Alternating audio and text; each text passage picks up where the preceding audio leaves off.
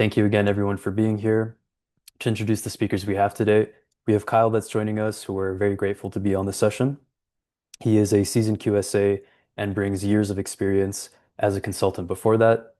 We also have the CEO of Seaside here, Simon. He has created a security tool that specializes on the client side. So he's going to share a ton of deep expertise around these requirements and the technical components that actually need to be fulfilled to really pass the audit for them. And just on the agenda and kind of the purpose of the webinar, we know there's a lot of confusion with the vague language that was set by the council. So we want to answer as many questions as we possibly can and give you guys clarity and confidence for when you're coming up on these audits. And without further ado, we'll jump right into the slides. Yeah, thank you. Appreciate it. We'll just start, like Juan said, sort of just getting a understanding high level of the requirements, what we're really talking about here.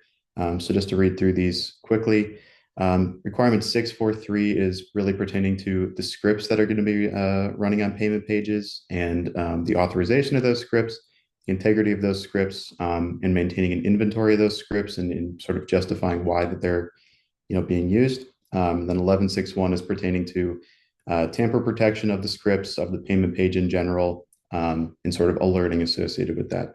I figure it's also worth mentioning that the PCI Security Standards Council has some FAQs out there and some guidance documentation that's publicly available on their website, in their documents library, and kind of scattered around, that gives some additional guidance on this if you want some more in-depth resources on those. So why were these controls added? And something we'll get into sort of throughout the presentation, but primarily because e-commerce skimming is becoming increasingly common. And this is really for two reasons. The first being that the attacker does not need access to the backend infrastructure or servers. And the second being that the attack is really difficult to detect. There's really no functional or cosmetic changes to the payment pages. The threat actor really just needs access to the payment page from their browser, to handle, script injection, which is going to effectively hijack customer browser sessions when they're interacting with those payment pages. And traditional security measures alone are not enough to really prevent these attacks. Nothing's really occurring on the back end that's going to get picked up by those normal security measures. So, as e-commerce becomes more and more complex, businesses are going to become more and more reliant on scripts and external scripts, which just exposes them to additional risk of compromise. So my interpretation of these requirements, and something we'll talk about later, but a lot of different QSAs may have a lot of different interpretations of these requirements, and they've been changed and talked about a lot since they've really been introduced. But really what I want to cover here is what passes the bar, what would be compliant when it comes to script authorization, integrity, and tamper detection. So we'll start with script authorization. Really, the standard, as Juan alluded to earlier, there's a little vague. It does not specify how this authorization has to occur, who does it, how it's done, or whether the process is manual or automated. What's important is that there is explicit approval of these scripts being used on the payment pages. And this can occur before the script is added or changed, or as soon as it's changed or added. As when it comes to integrity, again, the DSS does not mandate a specific mechanism for assuring script and payment page integrity, so long as really the key verbiage they use is that the organization ensures that their payment page does not contain unauthorized or malicious content. A couple tools that the guidance specifically points to is going to be sub-resource integrity monitoring, SRI, and content security policies, CSP, to limit the locations that consumer browsers can pull scripts from and send data to, as well as the actual integrity of the contents of the web page. Another alternative to this is you can use first or third-party proprietary softwares to manage your scripts and the integrity of that web page. So understanding the deadlines with these new requirements. So as a lot of you are probably aware, March 31st of 2025, all of the quote unquote future dated PCI requirements became mandatory. So they have to be compliant with them now. So if you have not had an assessment since then, when your next assessment comes around, or if it's your first assessment coming up, you will have to be compliant with these new requirements. And it's really imperative that you understand the requirements and that you're positive that those requirements are in place before your assessment, because when the assessment comes around, if it's determined that there's a gap or an issue with them, you're kind of going to be out of luck. You may face non-compliance. You may have to do another assessment at a later date. And, that's a lot of headache. There's, potentially fees involved with that, and something you want to make sure you have covered ahead of time. So time to prepare, what is it going to look like as you try to get ready for these requirements if you haven't already? This is going to vary greatly from each organization, their talent pool, their resources. So it could take days or months. So I think there's a handful of questions you really need to ask yourself here. Do you really understand the nature of payment pages and the scripts with them? And more specifically, do you understand the nature of your organization's payment pages? Do you know how the scripts are being utilized, where they're being pulled from? Is it being inventoried, documented, and maintained? Do you understand how to protect those scripts in the payment page? Those concepts we mentioned before with CSP and SRI. If you understand all these concepts, does your organization have the resources needed to implement these methods? And then, do they have the flexibility to monitor these functions? What about the policies and procedures associated with these processes? And above all, can all of this be maintained? Can those inventories be maintained? Can these security methods be maintained as they continue to evolve? Because again, this is going to be a rolling year-to-year kind of assessment and something you have to be compliant with the whole time. And to a lot of organizations, this sounds like too big of a burden to bear. That's very common and somewhat expected. So a lot of third-party tools are becoming very popular for managing these scripts and the security of the pages. So how do these requirements apply to different models and compliance models? So like we have here, a lot of organizations are eligible for an SAQA, for whatever reason, whether they use an embedded iframe or it's entirely a redirect or whatever it may be. A lot of organizations may think that they don't need to be worried about these requirements. So that is true. Requirements 643 and 1161 were removed from the current iteration of the SAQA. However, e-commerce merchants at least have to confirm that they're eligible for some new SAQA criteria.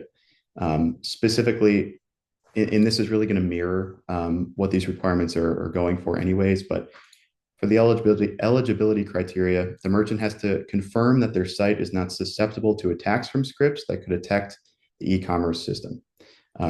So something to note here, if your organization or any organization is redirecting, an entire redirect for the payment page, or every element of the payment page and form is being outsourced, you're not going to be eligible or worried about these requirements or this eligibility criteria. So I guess it's also important here to walk through what a payment page versus a payment form is. If you're not already aware, the payment page is the whole payment page, it's the whole web page, and the payment form is the embedded portion of the web page that's actually collecting that payment data. So if the payment form is entirely outsourced, you don't have to worry about it. Like I mentioned, if you have something embedded like an iframe, you do have to be a little bit more concerned, at least with the eligibility criteria. So in order to confirm the eligibility criteria here, so again, you're not necessarily tested to 643 and 1161.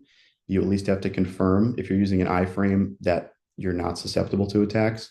Again, you're going to use tools such as CSP and SRI, or another proprietary, whether it's in-house or third-party tool for monitoring scripts.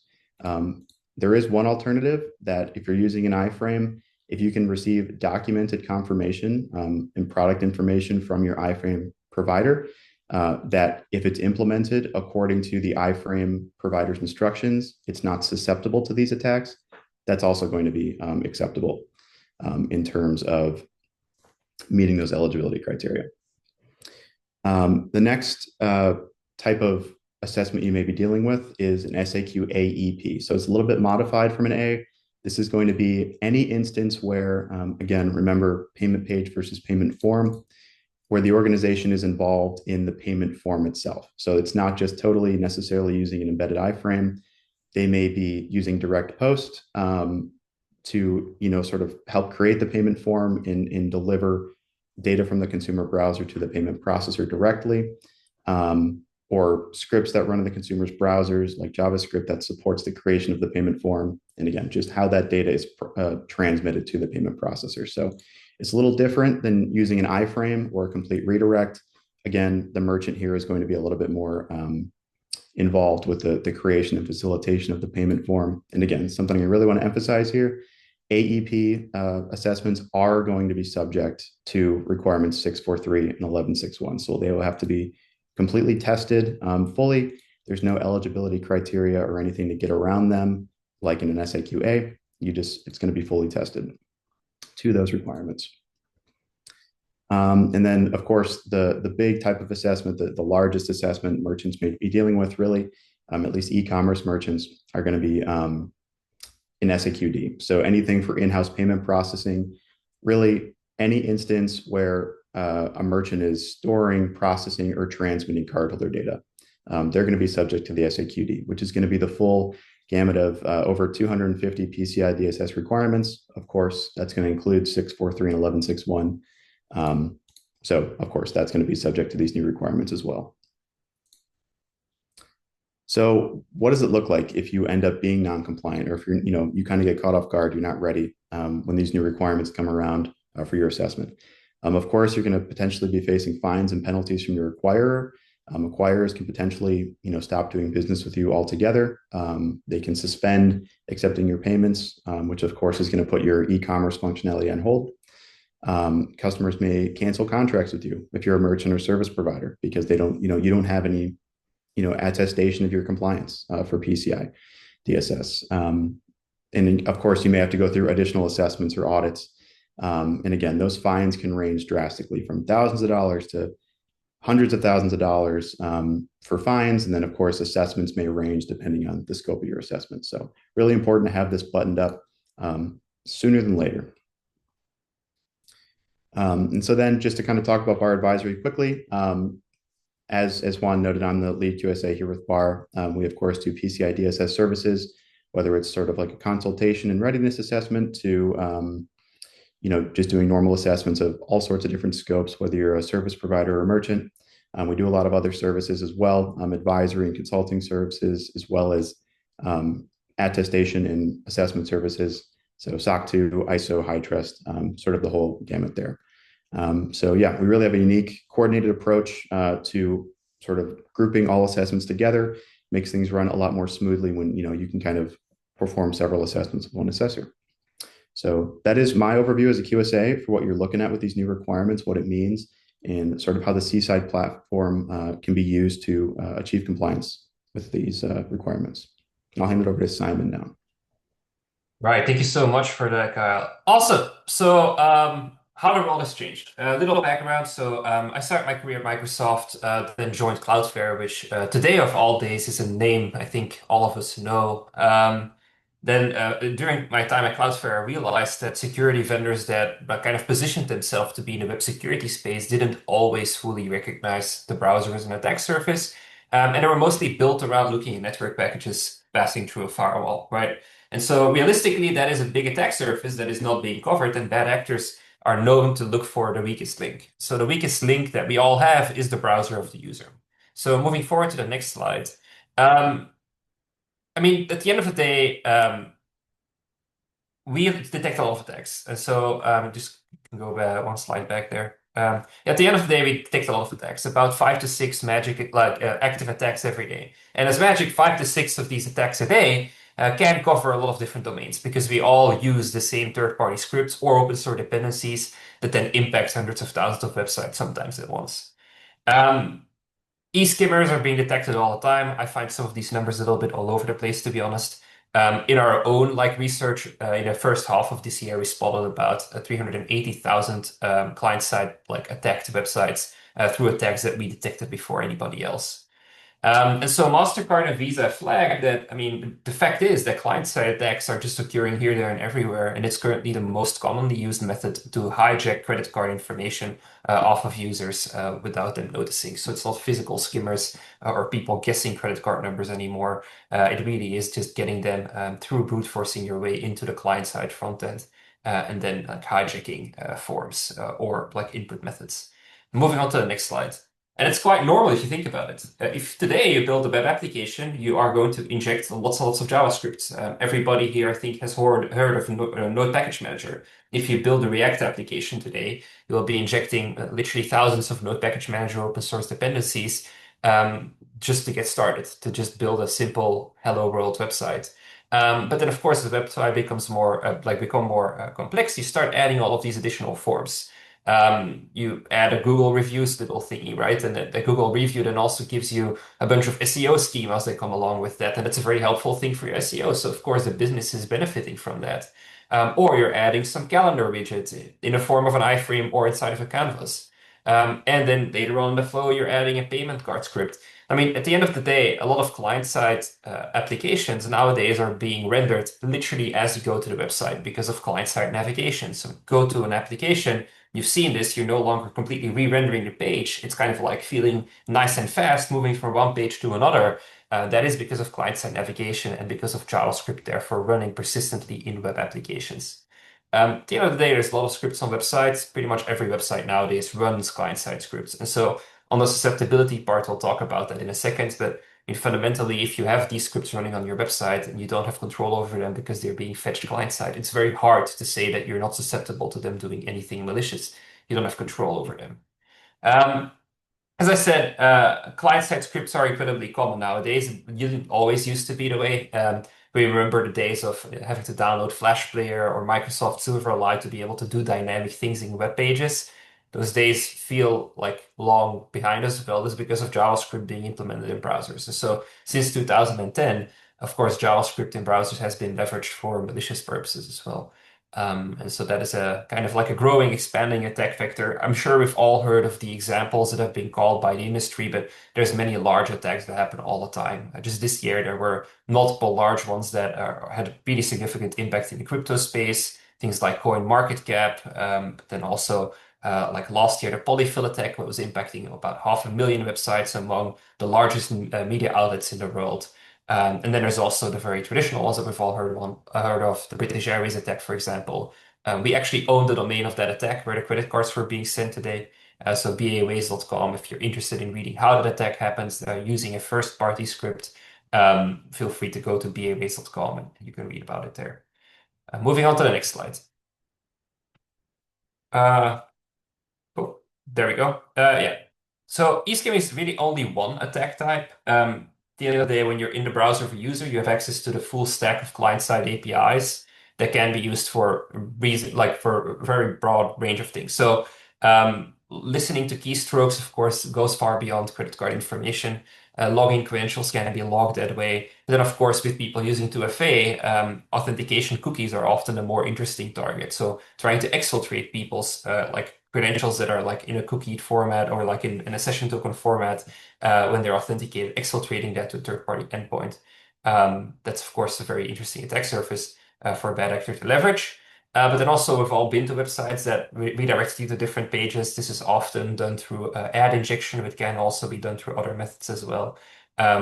We've all likely heard of the Kaiser Permanente incident where I think it was 13 million people's healthcare data was leaked. Well, that was a result of a client-side script that was misconfigured. It was meant to be used for a different market, the Chinese market, but ended up on a US website with US customers, and that data was being exfiltrated to China as a result. At the end of the day, when you use tools like chatbots, where third-party assets are dynamically being injected at like a really dynamic, fast rate, things like icons, etc. Of course, bad actors are looking for ways to inject into chatbots all the time as well and redistribute themselves to other people's websites that have that chatbot active. Nowadays, the websites that like load chatbots are pretty standardized. Like we're using tools like Intercom, etc., that have really significant security teams that try to prevent these types of attacks. However, the world of JavaScript is an incredibly active space. And so there's basically new attack methods being implemented every day, backdoors being added through Node Package Manager that, I mean, we have yet to find out about. They're often implemented and like months later being leveraged. Moving on to the next slide. The thing is that bad actors like to focus on, of course, assets that are relevant to try and resell on the dark web. There's really organized attacks happening where the bad actor isn't the one that's going to use a credit card. They're going to resell that in a bucket or in a form of a stream on the dark web.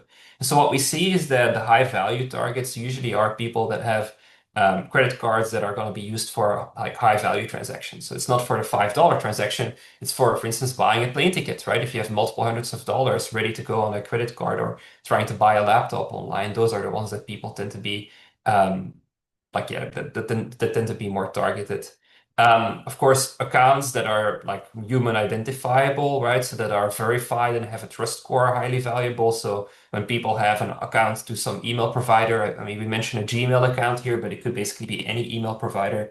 That is, of course, a high value target that's also being sold on the dark web. Login credentials to banks, it's kind of is where it's like it is as expected. But even for corporate login credentials, client-side scripts injecting themselves through various different methods, trying to get access to session tokens of like corporate identities. It's of course a very highly valuable approach as well. Going on to the next slide. Thing is that PCI DSS kind of took the first hit when it comes to client-side security, and now we see other frameworks updating. No single framework in the world expected that when they spoke about supply chain security, that client-side was like somehow excluded from that. Like supply chain security covers the entire attack surface, whether it is an attack that executes client-side in the browser of the user or is executing server-side, that was always part of the scope. I mean, if you think about the line of responsibility, it really is as simple as was this dependency there because of the user having malware on their device? Well, then of course it is their responsibility. But if that application of yours has a dependency on there, then and that has a subdependency and a subdependency of that, that is ultimately your responsibility as a website owner. And so other frameworks are showing to be updating their language to also include client-side like as an attack surface because well, some companies they kind of like approached it more from like an open source dependency on a server-side attack surface instead of also taking into account client-side attacks. So there's a lot of movement in that space right now. When it comes to client-side like requirements, we already mentioned that there's a 6.4.3 and 11.6.1. To talk about it in a technical perspective, they're basically asking to verify the scripts and keeping them in a list. Now, the thing is, what identifies a script, right? Is it every chunk that is being passed to the browser? Is it only really the vendors? Is it good enough to say, oh yeah, this is Google Ads, I trust Google Ads, or do you actually want to check the individual ad that Google Ads is distributing to your front end?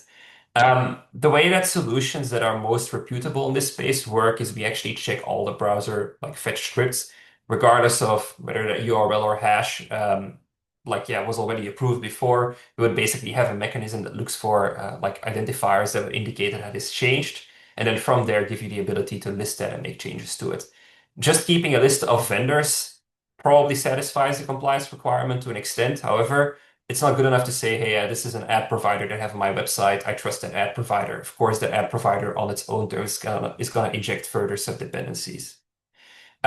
When it comes to like AI in this space, of course, there's a lot of tools out there that are currently helping you with like AI justifications for the business and like technical logic on why that script needs to be on a page. Our solution also includes that, but it's important that you also understand the risk you're taking there.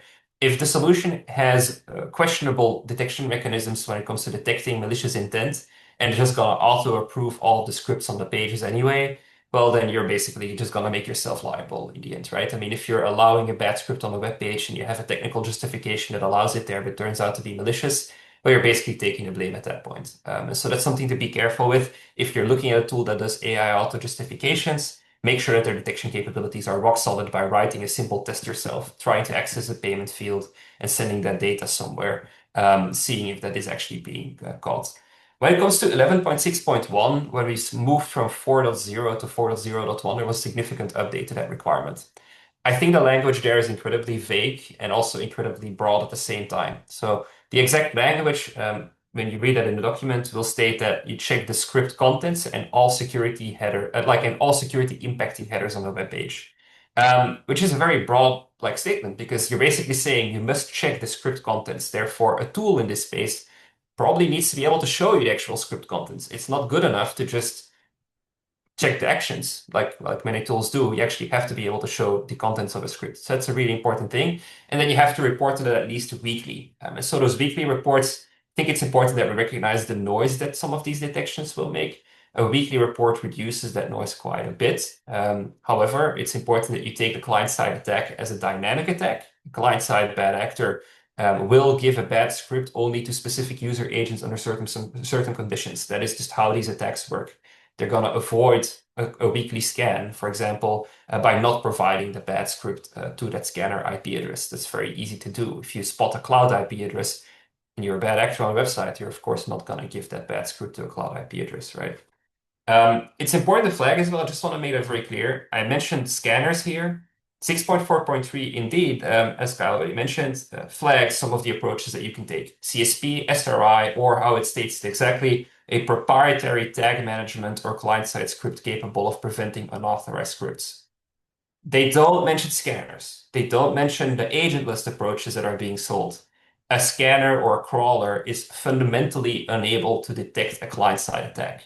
So solutions that you come across that do scanning, with all due respect, that's just burnt money. It doesn't work when you scan a website from a point in time on a cloud IP address, even if you're trying to use a residential proxy trying to look more human.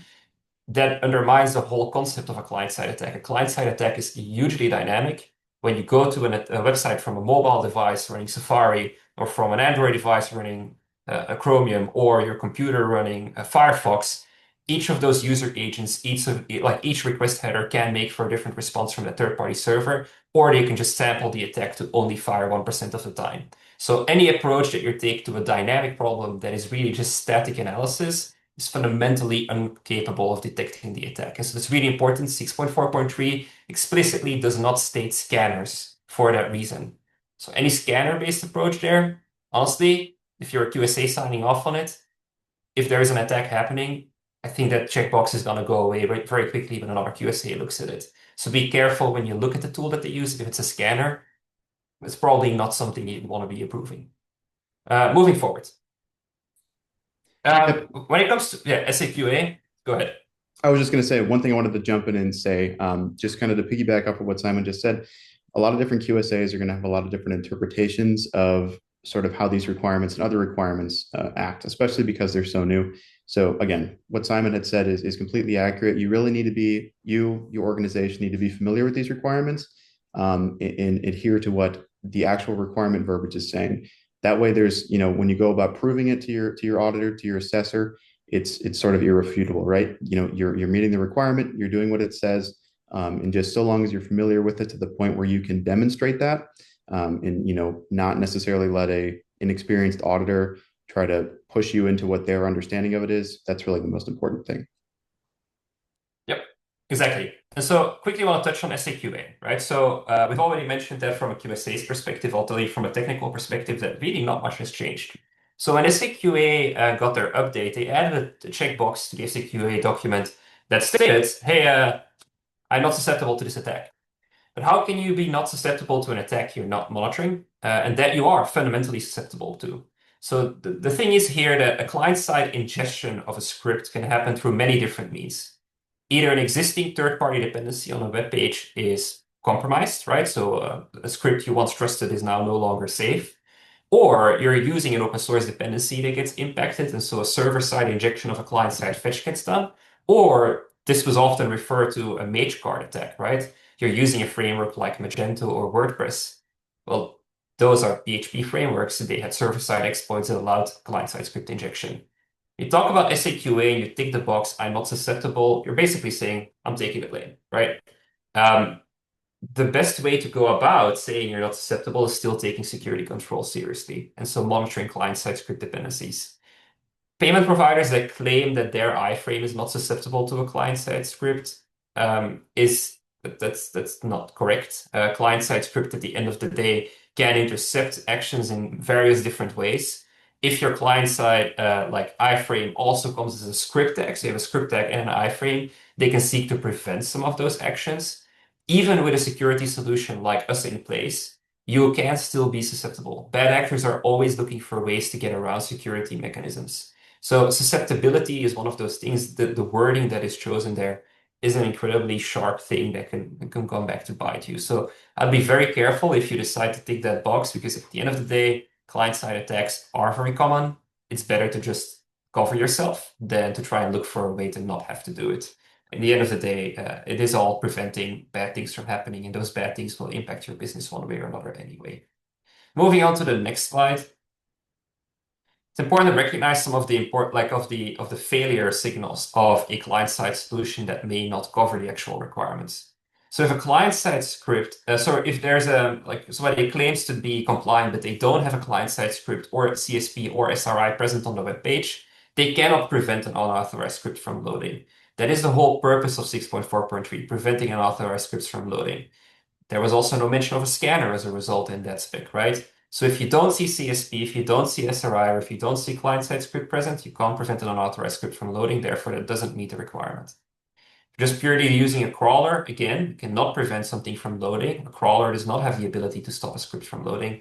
That does not comply. If you're only checking the script URLs, but not the actual contents, you're not complying with 11.6.1 because it also says the script content there. It's the same thing. If you're using a solution that doesn't have the ability to show you the script contents, you're not complying with 11.6.1. Another thing, security headers or security impacting headers is a broad concept.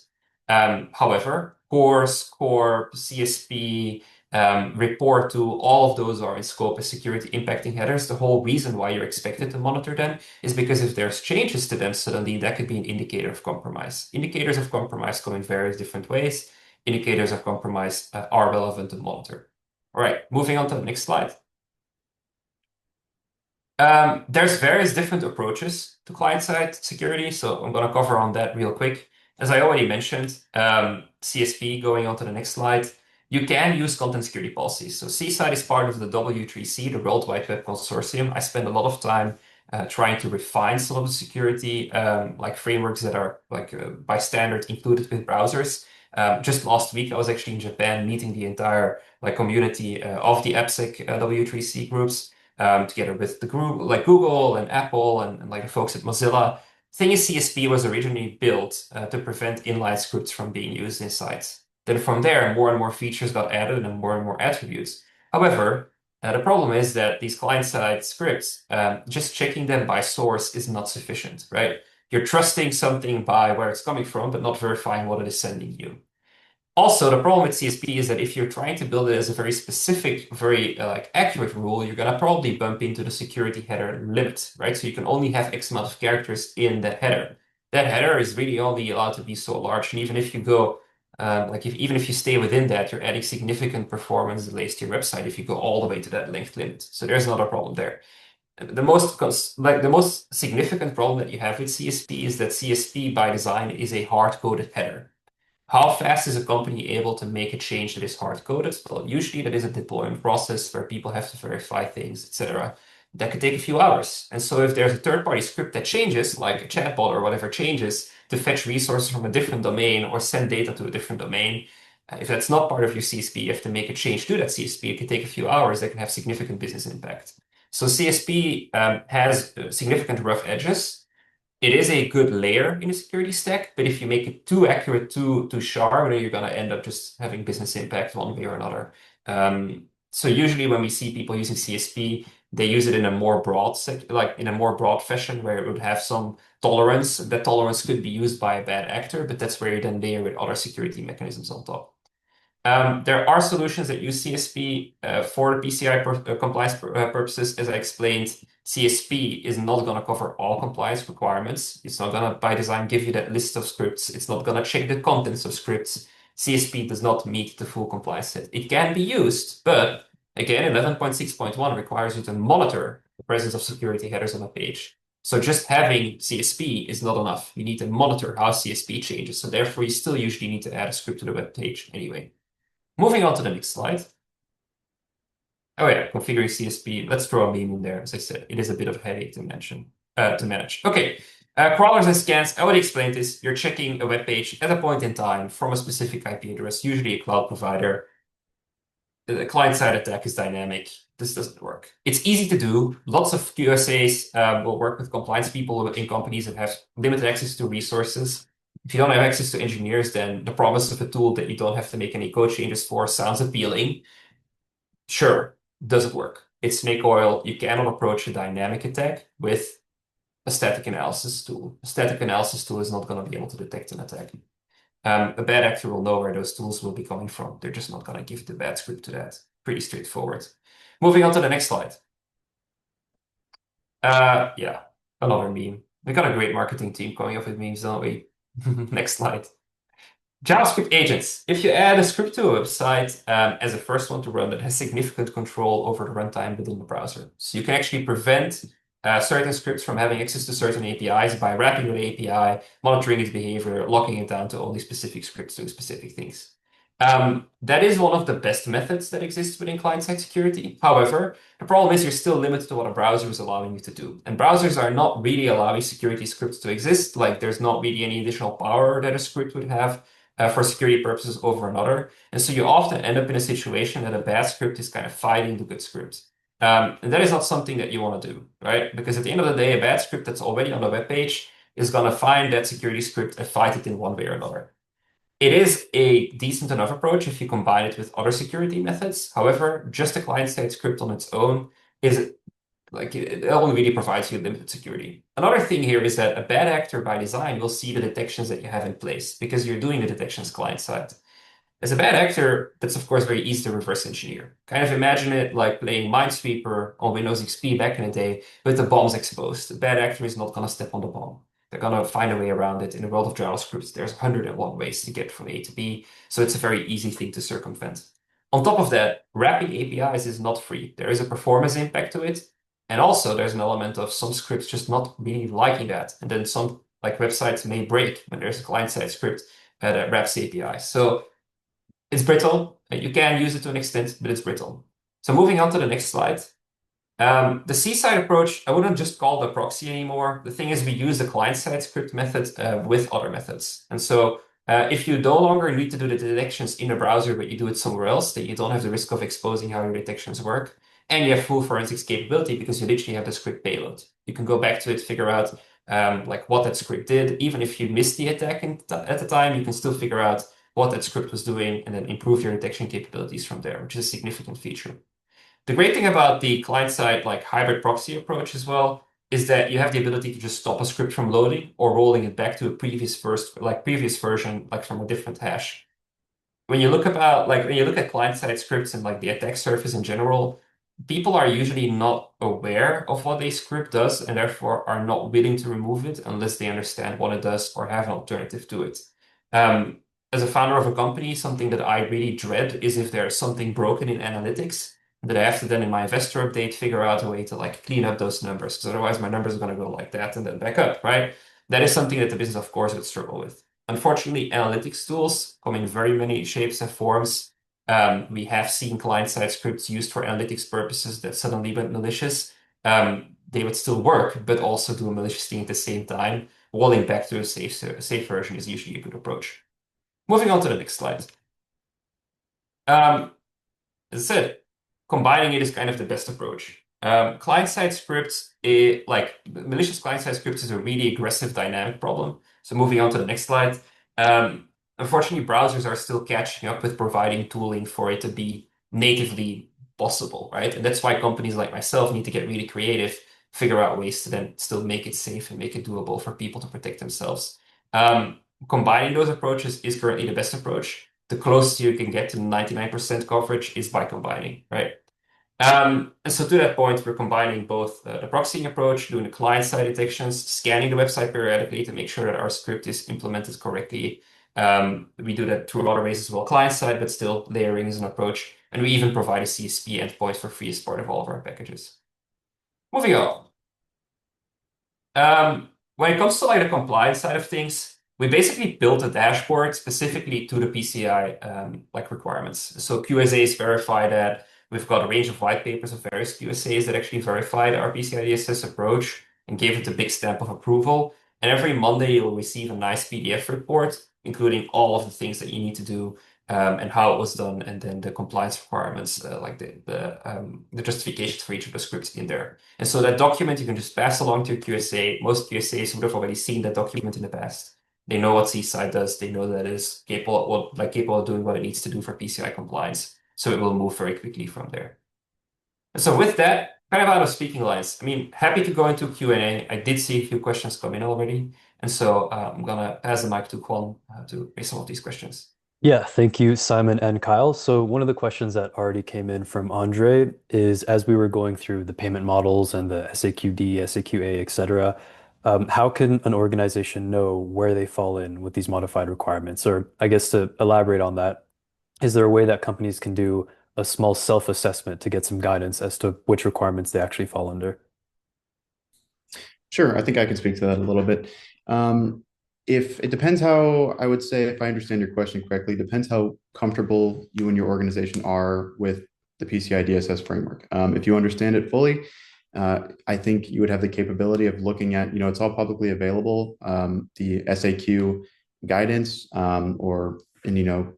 you can look into what requirements would be subject to. It lays out all of the eligibility criteria like we talked about before. And at that point, you're kind of able to self-assess. Their SAQ stands for self-assessment questionnaire. You can kind of determine that on your own. And then, oftentimes whoever's asking you for your report, whether it's the bank you're working with or whatever, a partner, they may tell you what SAQ you're subject to. So I guess with all of those elements in consideration, if you're familiar enough with PCI, whether you look yourself or you look because someone's telling you to, that's all publicly available. You can kind of deduce what framework you're going to be subject to. And then, of course, if those requirements fall into it. So SAQA, for example, not going to be included. AEP would include those requirements. D would also include those requirements. If you're not familiar, maybe this is what you were asking, if you're not too familiar with the framework, you can always hire a QSA to do a readiness assessment or a consultation. We do a lot of those. And it's actually one of my favorite things to work on because instead of auditing people, I get to help people understand how to improve their security and also from a compliance perspective. So I would say if you're not familiar with PCI, talk to a QSA, search one out, and talk to them through it. If you are familiar with it, I would just say continue to read up on it and read through the SAQ program guidance. So hopefully that answers your question. Thanks, Kyle. Another question we actually got before the webinar from one of our contacts, Renee, was how we can better understand the SAQA requirements and how they differ for merchants versus service providers. I think there's kind of a difference between those two types. And then on that topic, what really is the difference between a merchant and a service provider? How can a company know which they fall into? Sure, I'll take that one too. A company can be both. You can be a merchant and a service provider. But if you're a merchant, you will know you're a merchant because you will have a merchant ID assigned to you. That's ultimately what's used with your authorizing bank to settle transactions, right? That's how, when you facilitate transactions, you send them to a bank for settlement. The money ends up getting back to you because you have a merchant ID associated with you. That's associated with the payment gateways that you may be using from an e-commerce perspective and your banks. So I think, is that the gist of the question? I guess if you're a service provider, the alternative for that would be you don't have a merchant ID, or again, you can be both. If you're a merchant who's also providing services, meaning you handle cardholder data, you store, process, or transmit it on behalf of another entity, that would be a service provider. That's really like the root definition of it. So hopefully that clears up merchant versus service provider. Awesome. And we got a couple questions in here I will jump to, but just out of my own curiosity, Kyle, really quickly, I think I read, I could be wrong. If you are a service provider, you cannot be fully SAQA. I think you have to be a different categorization. That is If correct. Yes. Service providers are only ever eligible for SAQD service provider or a full ROC. And generally, again, whatever entity is requesting that report of you, whether it's a partner organization or whatever, they generally will be telling you what kind of assessment you need to complete. Got it. And then grabbing this question from Natasha, do SAQA businesses have to have a responsibility matrix and security awareness training for employees? That is a great question. Let me check off the top of my head.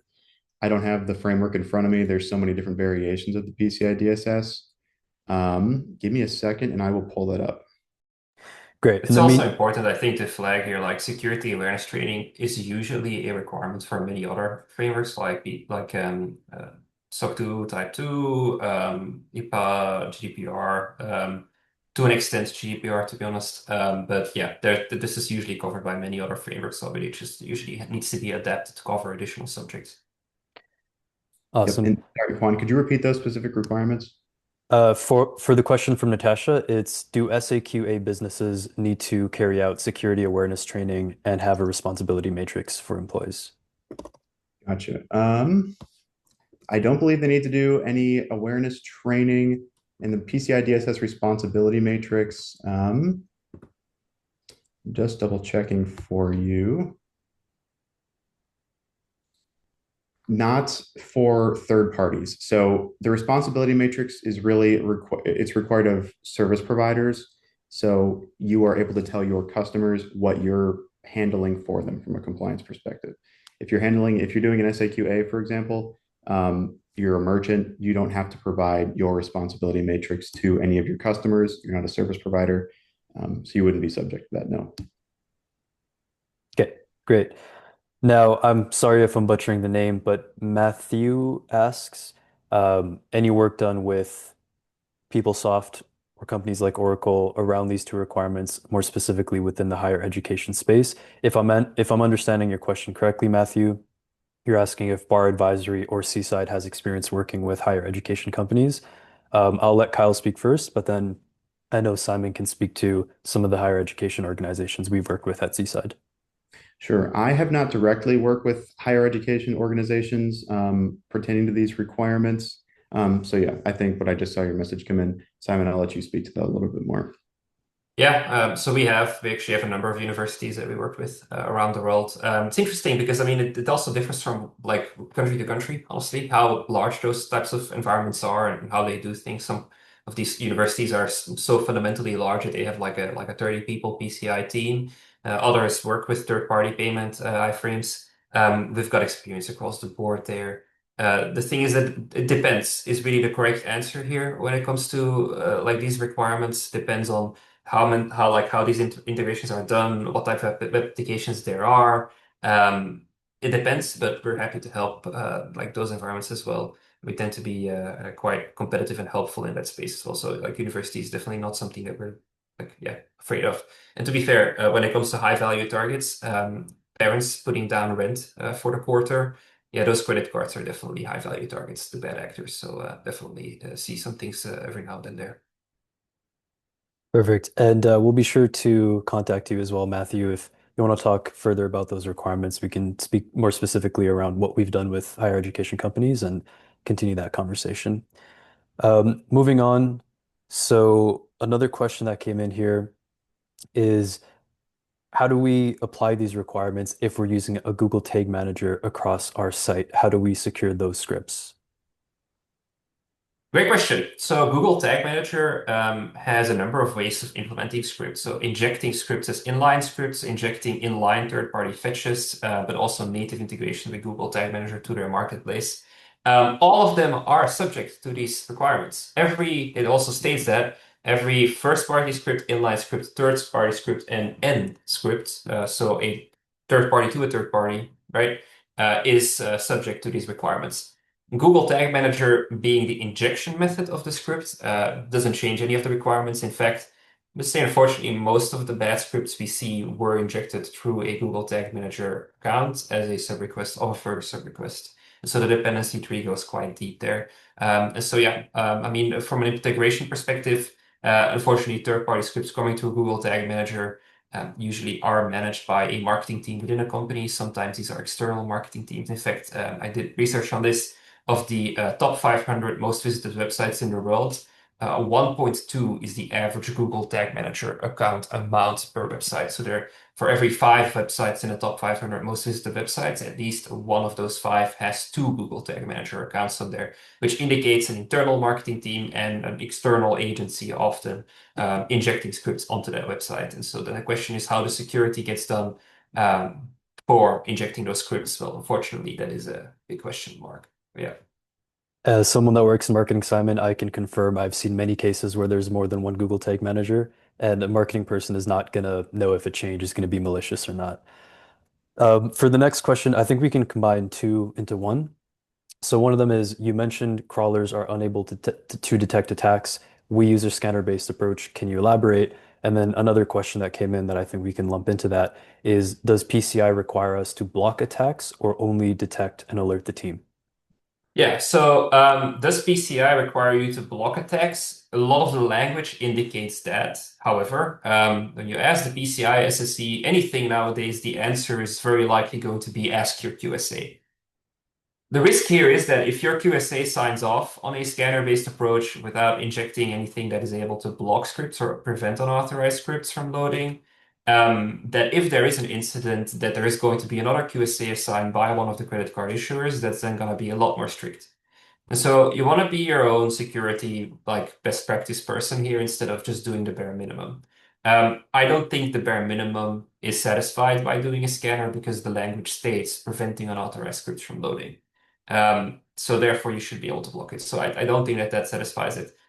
On top of that, regarding the scanner-based approach, as I explained, when you go to a website, a third-party script coming from a third-party domain usually is different depending on your user agent, where you are in the world, what time of the day you go to it, etc.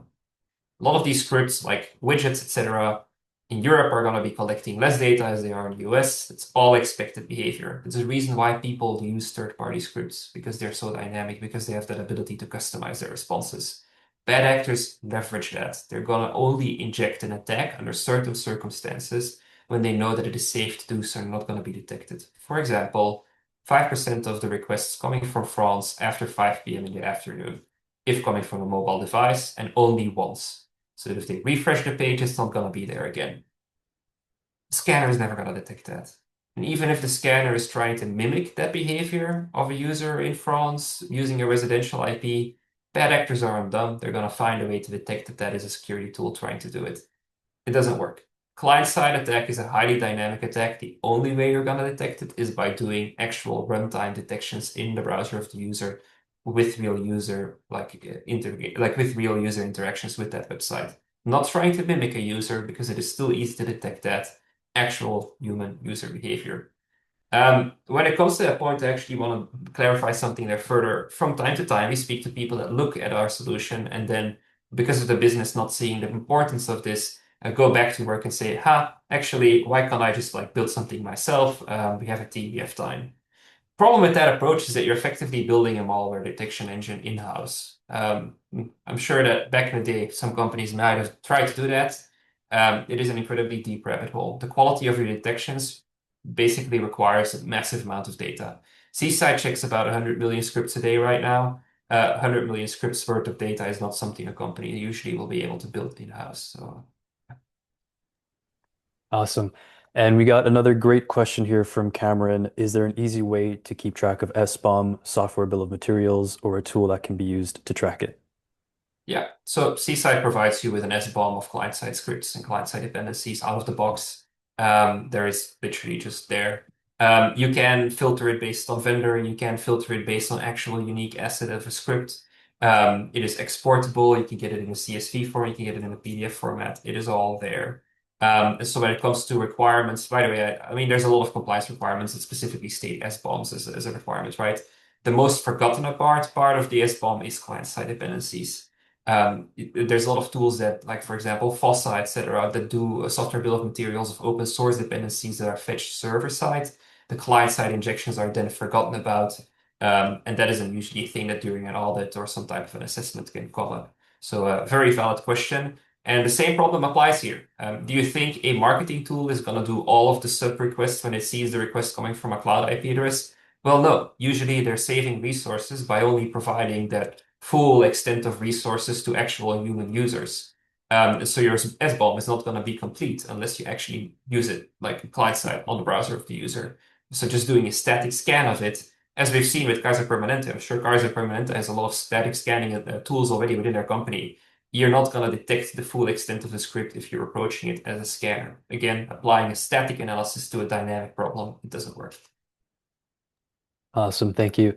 So there you go, Cameron. Seaside is a great way to track the SBOM and keep it up to date to satisfy those requirements.